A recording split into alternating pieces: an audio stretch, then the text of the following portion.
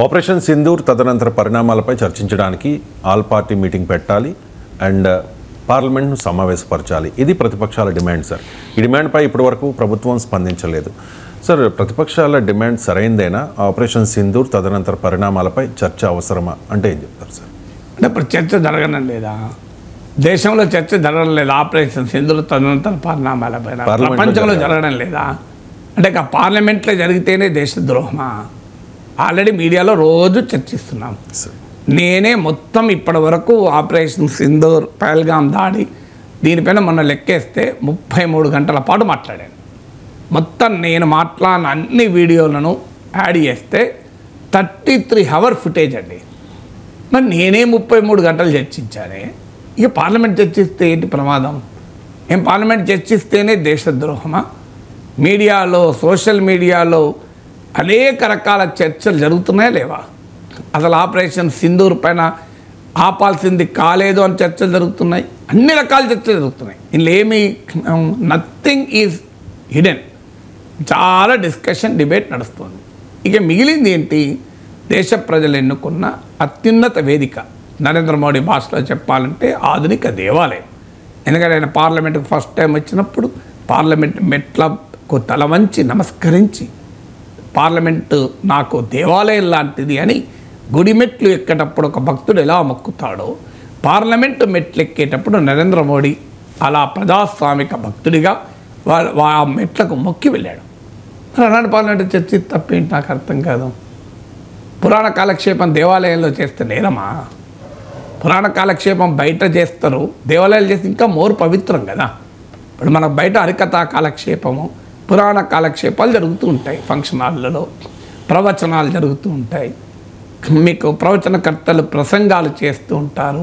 చాగంటి లాంటి వాళ్ళు, గరికపాటి లాంటి వాళ్ళు, సో వీళ్ళంతా చేస్తుంటారు కదా. వాళ్ళు ఒకవేళ దేవాలయంలో చేశారనుకో, ఇంకా ఆనందపడతారా లేదా?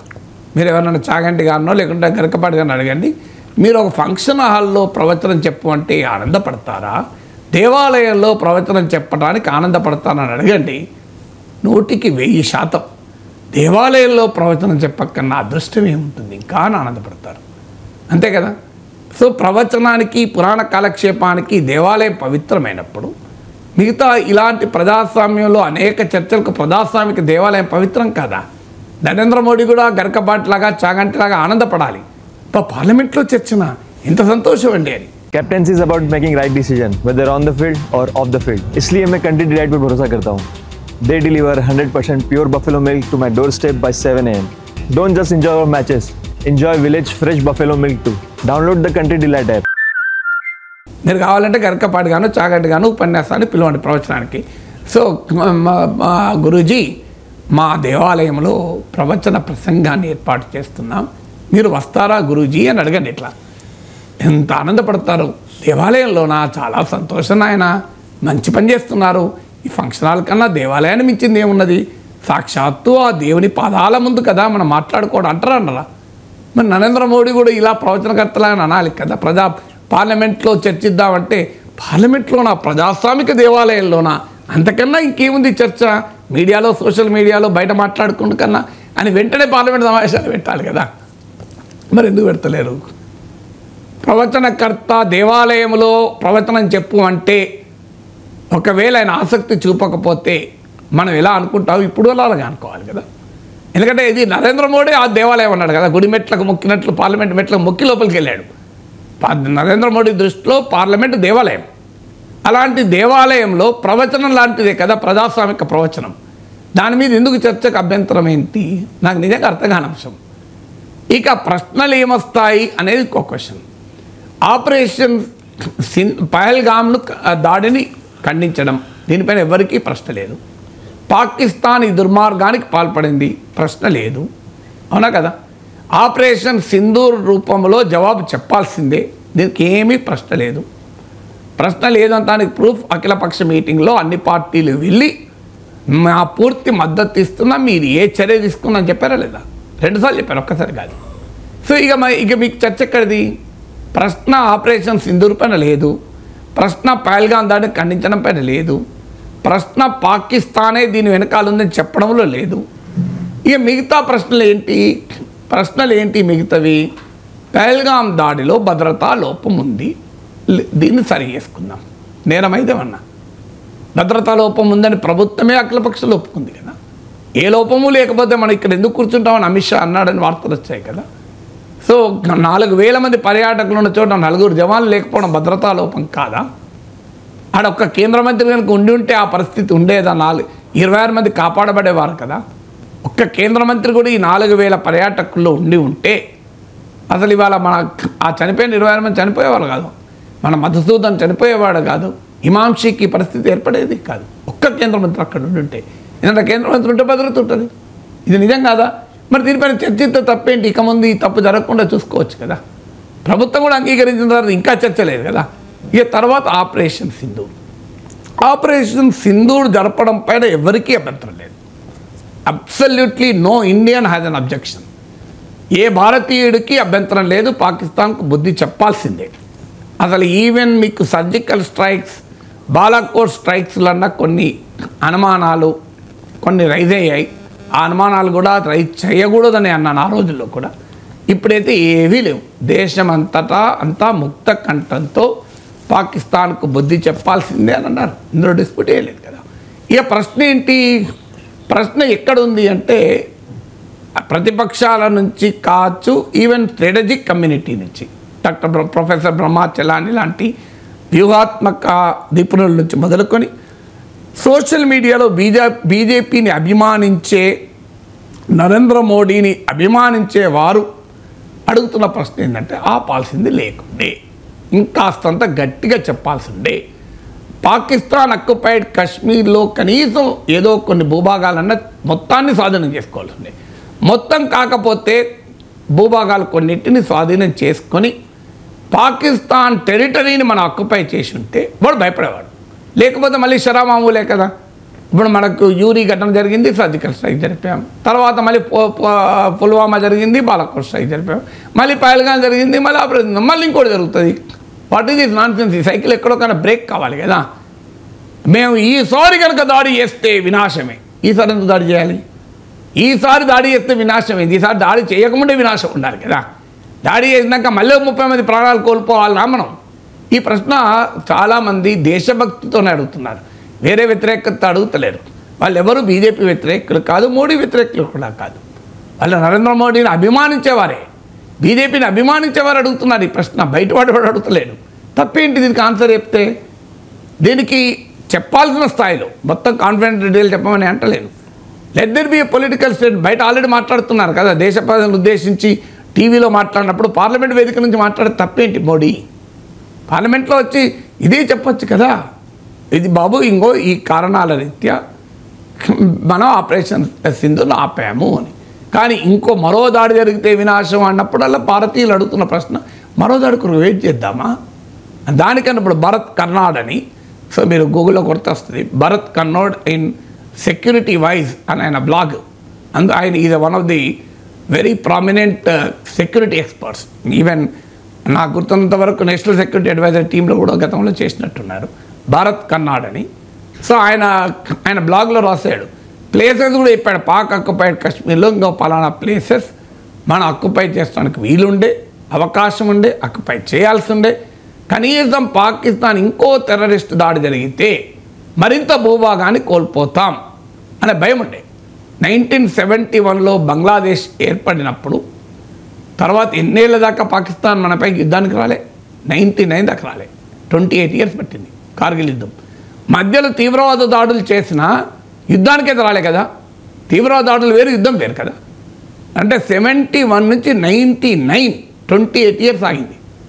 ఎందుకు భయపడ్డది పాకిస్తాన్? ఎందుకు భయపడ్డది? అందుకే భయపడ్డది కనుకనే ప్రత్యక్ష యుద్ధం చేయక ప్రాక్సీ వార్ చేసింది. సో అందువల్ల పాకిస్తాన్ మరో దాడి చేస్తే వినాశం కాదు, మరో దాడికి ధైర్యమే చేయకుండా పాకిస్తాన్కు బుద్ధి చెప్పాల్సి ఉండే అనే ప్రశ్న విత్ ఆల్ గుడ్ ఇంటెన్షన్స్ అడుగుతున్నారు. ఇది అడిగే వాళ్ళు ఎవరు దేశద్రోహులు కాదు. వీళ్ళందరూ ఎవరు మోడీని వ్యతిరేకించే వాళ్ళు కాదు, మోడీని బదనాం చేద్దాం, బీజేపీని బదనాం చేద్దాం అనే వాళ్ళు కాదు. మరి ఈ ప్రశ్నకు పార్లమెంట్లో ప్రతిపక్షాలు అడిగితే సమాధానం చెప్పడానికి ఉన్నది. ప్రతిపక్షాల పని ఏంటాయి నాకు అర్థం కాదు. ప్రతిపక్షాల పని ప్రజల్లో ఉండే ప్రశ్నల్ని పార్లమెంట్ వేదిక ద్వారా వ్యక్తీకరించి ప్రభుత్వం నుంచి సమాధానం తీసుకోవడమే కదా ప్రతిపక్షం చేయాల్సిన పని. ప్రతిపక్షం పని తాలియా బజావ్ కాదు కదా, మోడీ మోడీ మోడీ అని నినాదాలు ఇవ్వడం ప్రతిపక్ష పని కాదు కదా. ప్రతిపక్ష పని ప్రజల్లో ఈ ప్రశ్నలు ఉన్నాయి, అధ్యక్ష ప్రభుత్వం సమాధానం చెప్పాలి. ఇది అడగడం ప్రజాస్వామ్యం కదా, మన పాకిస్తాన్ కాదు కదా, ఇది మన ప్రజాస్వామ్యం కదా. సో అందువల్ల ఇక్కడ దీనికి మరి అభ్యంతరం ఏంటి? తర్వాత ఇంకో ప్రశ్న ఏమొస్తుంది, ఈ ట్రంప్ సంగతి ఏంటి? మా ఇండియా పాకిస్తాన్ ప్రకటించక ముందే ట్రంప్కి ఎవరు చెప్పారు, ఎలా తెలిసింది, ప్రకటించారు, ఏంటి ట్రంప్ పాత్ర? అమెరికా మీడియేట్ చేసిందా? ఇంతవరకు భారతదేశ విధానం ఇది బైలేటరల్ డిస్ప్యూట్, ఎవడి మధ్యవర్తిత్వము ఎవడి జోక్యం ఉండకూడదు. ఆ విధానం కాస్త వదిలేయబడింది. పాకిస్తాన్ లక్ష్యం మధ్యవర్తిత్వం కావాలని, అది సాధ్యమైంది. అందుకే ట్రంప్కు థ్యాంక్స్ కూడా చెప్పాడు పాక్ పిఎం. మరి ఇండియాకి ఇది ఒక డిప్లొమాటిక్ రివర్సల్ కాదా? కశ్మీర్ విషయంలో మీడియేట్ చేస్తామంటూ మాట్లాడుతున్నాడు. మన భారత ప్రభుత్వం కాల్పుల విరమణ ప్రకటించక ముందే అమెరికా విదేశాంగ మంత్రి mark Rubio India and Pakistan neutral ప్లేస్లో అన్ని విషయాలు మాట్లాడతారని ప్రకటించాడు. అది ప్రకటన, అది ఆదేశమా? సో మరి దీనికి ప్రైమ్ మినిస్టర్ ఇప్పటి వరకు రిప్లై ఇవ్వలే. ఎక్స్టర్నల్ అఫైర్ మినిస్టర్ చాలా వీక్ అండ్ డిలేడ్ రెస్పాన్స్ ఇచ్చారు. సో ఇప్పుడు ఒక అనుమానం ఏంటి, ఇది కశ్మీర్ సమస్య ఇంటర్నేషనలైజ్ అయిపోతుంది, ఇండియా పాకిస్తాన్ వివాదము థర్డ్ పార్టీ ఎంటర్ అవుతోంది, ఇది లాంగ్ హెల్డ్ ఇండియన్ ఫారిన్ పాలసీకి వ్యతిరేకము. ఇది కూడా విదేశాంగ మంత్రి చెప్పాడు, ఇది భారతదేశ విధానానికి వ్యతిరేకమని. అదే ప్రతిపక్షాలు అడుగుతున్నాయే, దీనిపైన చర్చిద్దాం. పార్లమెంటు వేదిక ద్వారా నరేంద్ర మోడీ ట్రంప్కు మెసేజ్ ఇవ్వడానికి సిద్ధంగా లేడు. మరి ఆయన కారణాలు ఏదైనా ఆయనకుంటే ఉండవచ్చు. పోనీ ప్రభుత్వానికి ఏదైనా మొహమాటం ఉండవచ్చు. దేశ ప్రజలు ఎన్నుకున్న పార్లమెంటు ద్వారా ట్రంప్కు మెసేజ్ ఇద్దాం, it is none of your business. మీ వైస్ ప్రెసిడెంటే చెప్పినట్లు this is none of your business, నీకు సంబంధమే లేదు కాశ్మీర్ గురించి, నీకు సంబంధమే లేదు అని ఒక మెసేజ్ ఇద్దాం అంటున్నారు. తప్పేంటి? Why should we protect Trump? నాకు అర్థం కాదు. Why should Modi protect Trump from parliament criticising him? అసలు ఇంకా ఫెసిలిటేట్ చేయాలి కదా. ప్రభుత్వం చెప్పలేనప్పుడు ఏం చేయాలి? ఇంకా ఫెసిలిటేట్ చేయాలి. ఇప్పుడు మీరు నన్ను విమర్శించదలుచుకోలేదు అనుకోండి, మీరు ఏం చేస్తారు తెలివిగా, సార్ నిన్న మీరు మాట్లాడిన దానిపైన మా డెస్క్లో నాగేశ్వర సార్ అట్లా మాట్లాడాల్సింది లేకుండే అన్నారు సార్ అంటారు. అప్పుడు నేనేం చేయలేను, నిన్ను అనలేను, ఎందుకంటే నీ అభిప్రాయం కాదు కదా.